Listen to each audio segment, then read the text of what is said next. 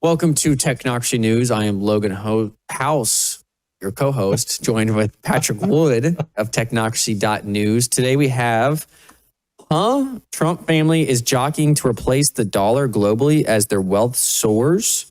And this is obviously tied to World Liberty Financial with co-founders Donald Trump Jr. and Eric Trump. And this is basically the entire topic today with correlating articles on will Trilateral Commission members benefit in the rise of USD1 and Tether, USD1 being the currency being put out by World Liberty Financial of the Trump family. The Gaza gambit, Trump's USD1 and asset tokens will provide cradle-to-grave financial system. And lastly, if we get to it, Gaza emerges as the first controlled experiment for technocracy. Patrick, you've been busy. These are all your articles. They are, and I'm absolutely stunned. I really am. I've been shocked since I got up yesterday morning and I started down this rabbit hole, and I didn't know where it was going to take me. Obviously, I just wrote the first article that we're going to talk about. The Trump family is jockeying to replace the dollar. That was stunning to me. Nobody saw this coming. Everybody's talking about the dollar is going to crash. It's going to be, destroyed or whatever. This is the story that we should be looking at globally, especially in America. It's not about the dollar. It's never been about the dollar. I've said for certainly at least 4 or 5 years that all the currencies of the world will crash at the same time. They'll be burned up, basically. They'll be replaced by something else other than just paper currency or the semblance of a yuan, a dollar, the Swiss franc, the euro, etc. So this was a major revelation yesterday to me that what the Trump family has engineered, it slipped up on us. This thing didn't even exist before December or September 2024. So nobody's really been looking at this, but it's matured into a product and a system, if you will, a financial system that they have plans to replace the dollar if they could globally.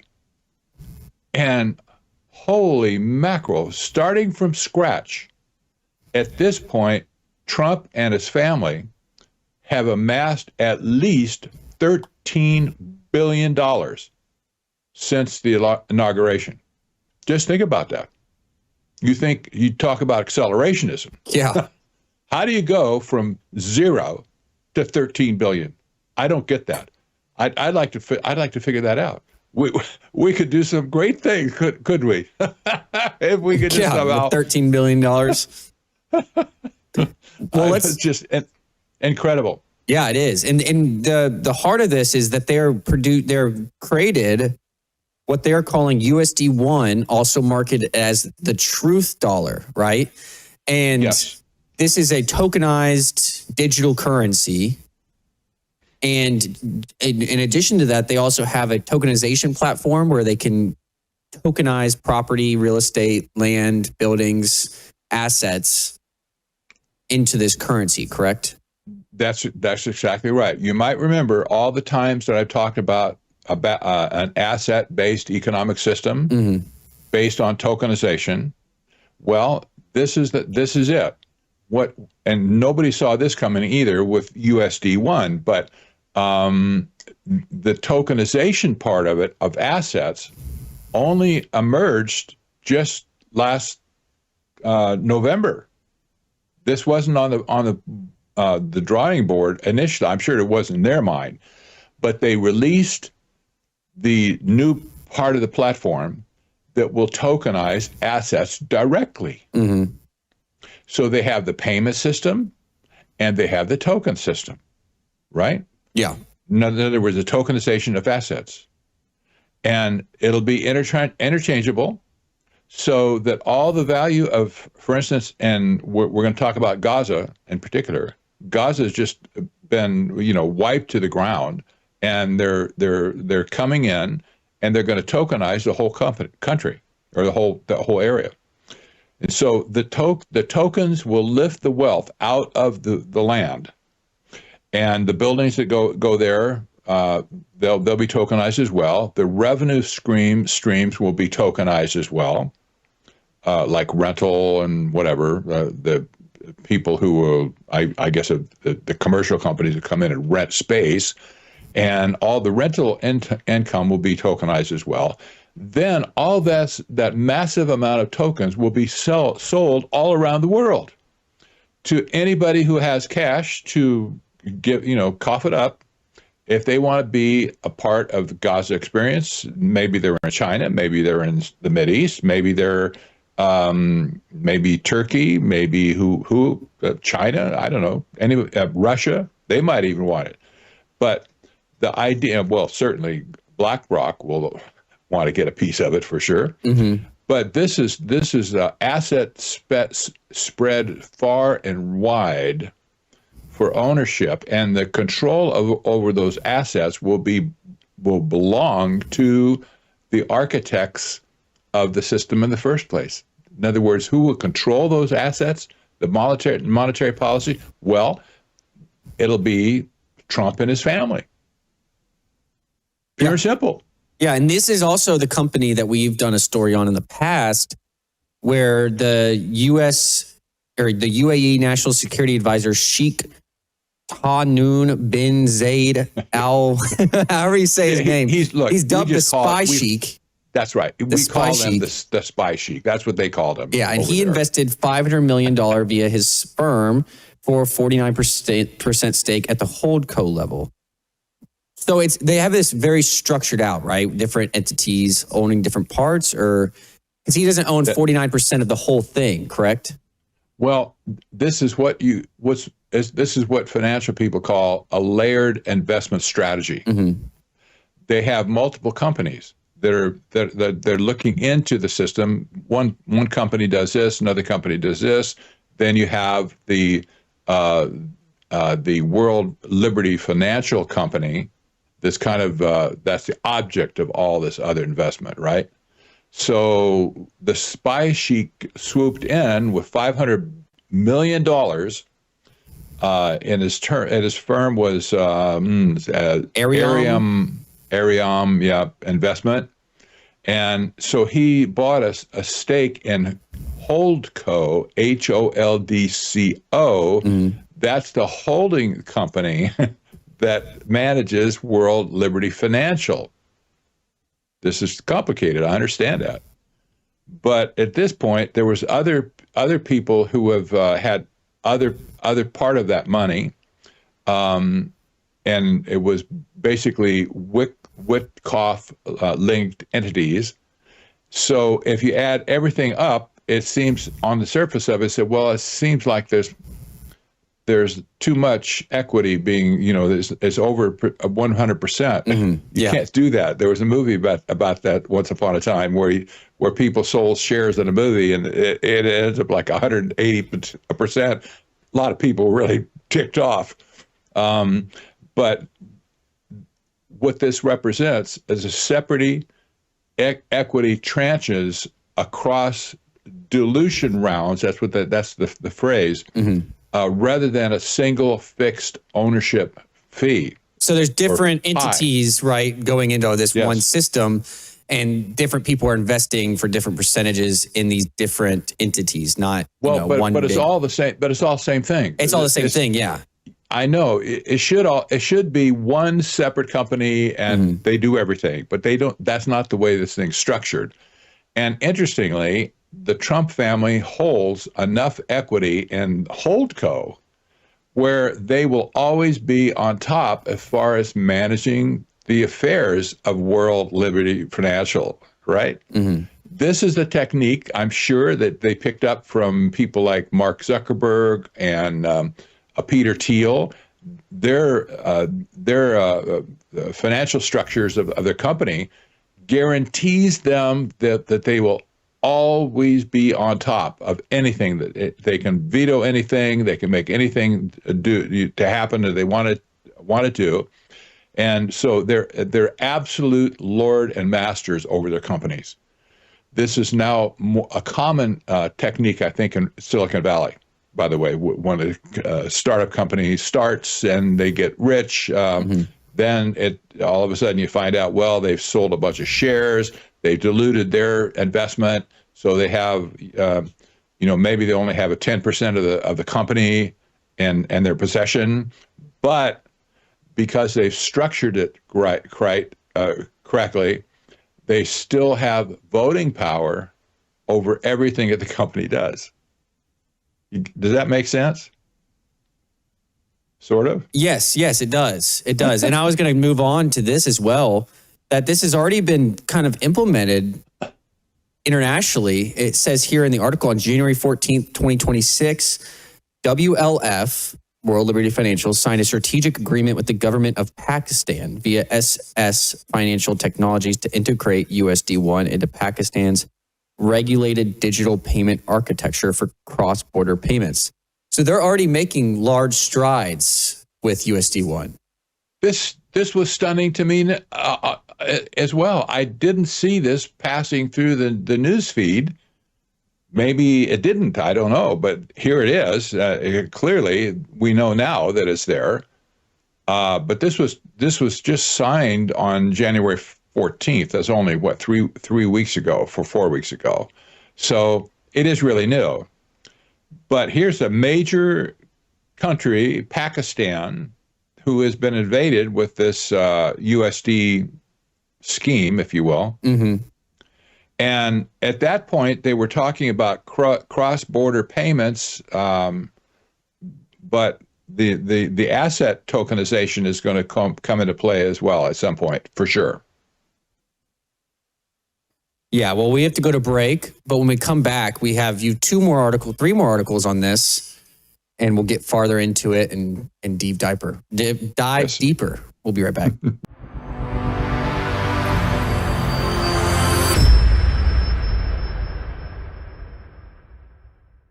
Hello, I'm Brandon House. Would you like to gain access to over 20 years of my radio shows, TV shows, my books? I've written 15 books, and most of those books are ebooks now, and we have conference DVDs, conferences where we filmed our conferences at the Ozarks, literally starting 20 years ago.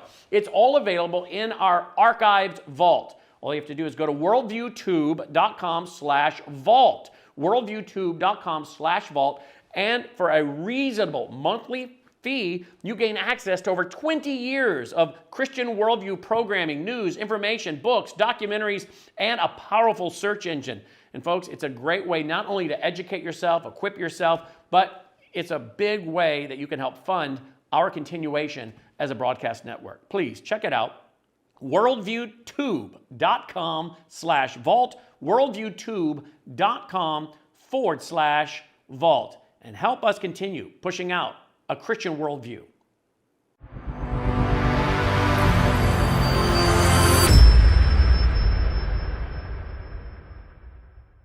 All right, welcome back from the break. Staying on this article for one more minute. It says here, this is the CNBC article that you have put into your article, and it says the firm's website, World Liberty Financial, brands its stablecoin as the dollar upgraded and calls the coin still the US dollar, but for a new era. And they also call it earlier in the article, they called it the dollar helper. So they're framing it almost as the dollar still, but not in the current form, which is basically a new dollar, replacing the dollar, keeping the name, right? Yes, that's exactly right. But they're not even keeping the name. They're calling it USD1. Yeah. Well, US dollar, okay, that makes sense. That's kind of a bridge. But USD1, well, they say, well, it's a dollar helper. Give me a break, folks. This is an outright replacement for the dollar altogether. And I expect at some point along the way, when they're done with the rhetoric of convincing people, well, it's just like the dollar, so trust us. You'll see. It's going to make America great. It's going to be the golden age, whatever. When they're all done with that rhetoric, then they'll just say, well, we don't need the dollar anymore. Yeah. It's already been regulated to, out of existence. So we just forget it. Don't even talk about the dollar anymore. Just talk about USD1 because this is a cryptocurrency and it can manage everything that happens in society, all the contracts, all the transactions, et cetera. We can do it all, folks. So we can monitor you as well. So that don't worry about that. It'll be for your benefit. We want to monitor you for your benefit. And this is what's happening. And unfortunately in Gaza, we'll just talk about that in a minute, maybe. But this is going to be a topic we're going to have to talk about for a long time. It's just we want to uncover every little detail. But the rhetoric that the Trump boys are saying is that this is trust us. It's just an upgraded dollar. They say, but not hardly. Okay, yeah. Let's go to the next article. All right, the next article is, will the Trilateral Commission members benefit in the rise of USD1 and Tether? And this is your article as well, and you kind of dive into who is involved in this USD1 that's also tied back to the Trilateral Commission, and it looks like you found quite a few, didn't you? Oh, yes. I have, I had to ask that question because I'm Mr. Trilateral Commission, right? Every time you find money involved, I want to ask the question, what trilaterals are involved? And this has been productive for me over the years. I wrote the book in the first place, Trilaterals Over Washington, volumes 1 and 2 with Anthony Sutton in the late 70s. So this is a natural question to ask because the Trump family, none of them are members of the Trilateral Commission. Mm-hmm. That's obvious, no way. So who's behind, where's the trilateral push here? And you have to remember one reason I really wanted to ask this question, because when Trump named the board of directors for the peace board, 3 of them, that's almost 40% of them, by the way, 3 of them were members of the Trilateral Commission. That's a large percentage. Mm-hmm. So who's going to benefit people who are associated with the Trilateral Commission? Well, I found a bunch of them, and here you are. How about the chief policy officer of Coinbase, one of the largest crypto exchanges, right? They're a crypto exchange, correct? I know. Coinbase is USD1's listed exchange partner. Mm-hmm. And it's the same platform Epstein invested in the first place, Series C. Shirzad sits at the intersection of TC membership, crypto exchange profit, and the Washington regulatory lobbying role. It's just, give me a break. This is the kingpin, if you will, that's sitting in the Trilateral Commission membership. In all of this will benefit members of the Trilateral Commission. This has always been the case. Their members will benefit more than anybody else in society. This has been borne out even from the 1970s. So you have another guy with Coinbase, by the way, Yuga Kohler, senior staff engineer, software engineer at Coinbase, and a David Rockefeller fellow at the Trilateral Commission. You can't make this stuff up, right? Yeah. Another guy, Sigel Mandelker. Yeah, you got it. Mandelker. He's a general partner of Ribbit Capital. Ribbit is a fintech crypto venture company that has backed Coinbase, Robinhood, and multiple stable coin infrastructure companies.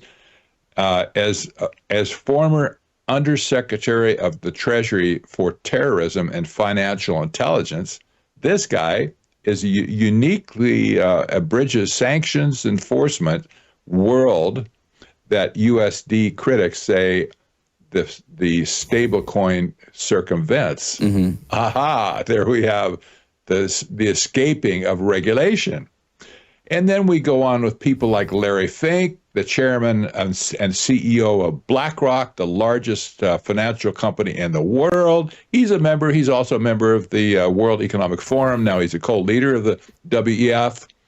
And he also attended WLF, World Liberty Forum, the World Liberty Forum at Mar-a-Lago, where they announced this USD1, correct? Yes, and personally so, right? He could have sent delegates or whatever, vice presidents or whatever. He attended that one himself. Then we have Tom Donilon. You might remember him from the Obama administration. He was this national security advisor for Obama. And this guy, I'll tell you what, he's a bigwig for sure. And so he's the chairman of BlackRock Investment Institute, and he oversees or directs the BlackRock's macro positioning, including the $70 billion Bitcoin dominance feature. So this guy's totally connected to the crypto world. And it goes on from there.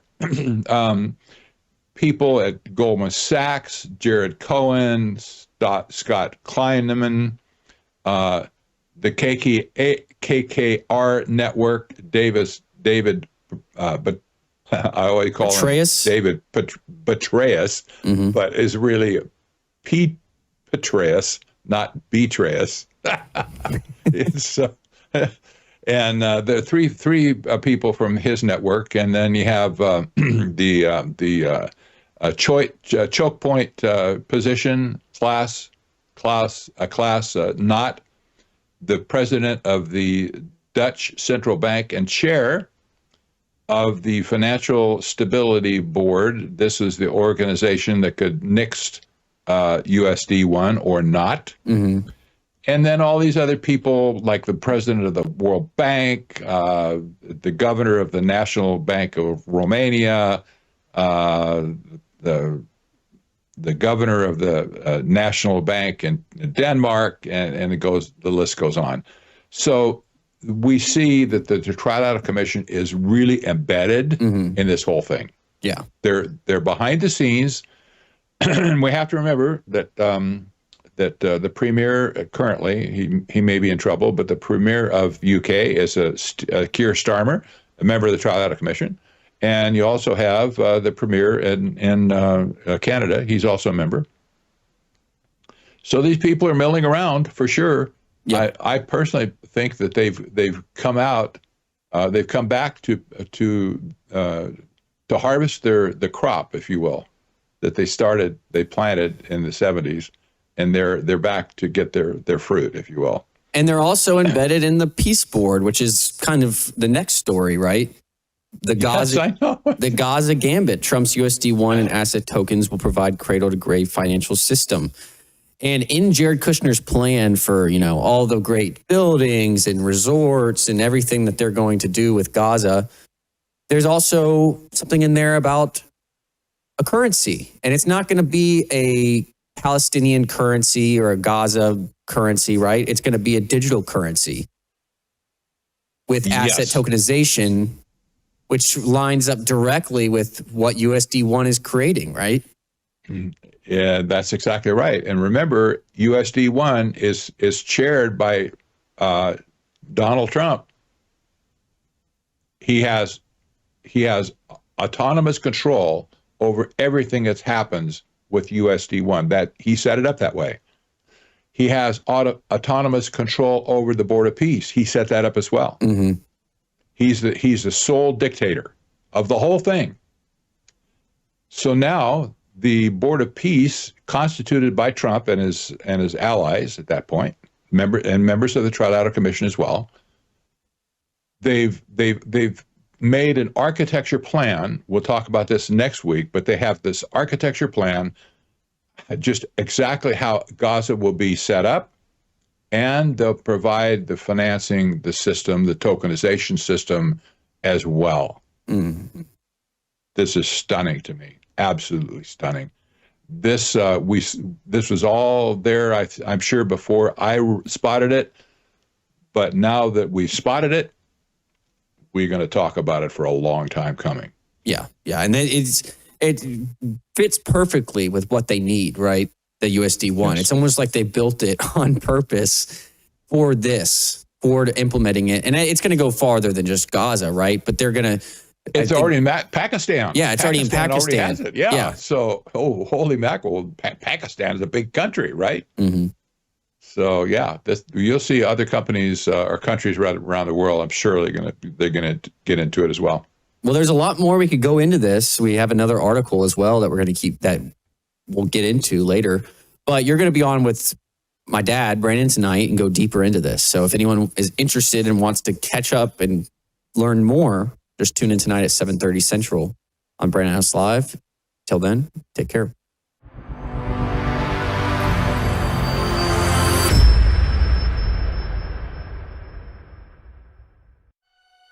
True beauty isn't applied. It's nourished from within. Bella Grace Elixir, a luxurious, scientifically crafted blend designed to restore radiance, vitality, and strength at a cellular level.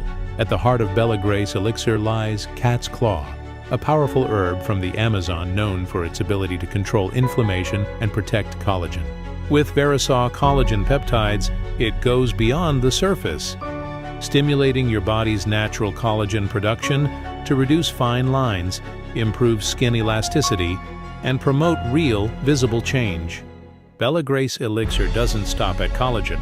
It includes astaxanthin, one of nature's most powerful antioxidants. 6,000 times stronger than vitamin C, astaxanthin protects your skin from harmful UV rays and environmental stress, while locking in hydration and promoting a radiant, youthful glow. Experience the power of nature with Bella Grace Elixir at melissahousebg.com. Discover the science behind Bella Grace Elixir at melissahousebg.com. Read powerful testimonials from doctors and real customers who've experienced life-changing results, and explore other wellness products from Bella Grace. Bella Grace Elixir is more than just a product. It's a solution. Visit melissahousebg.com today.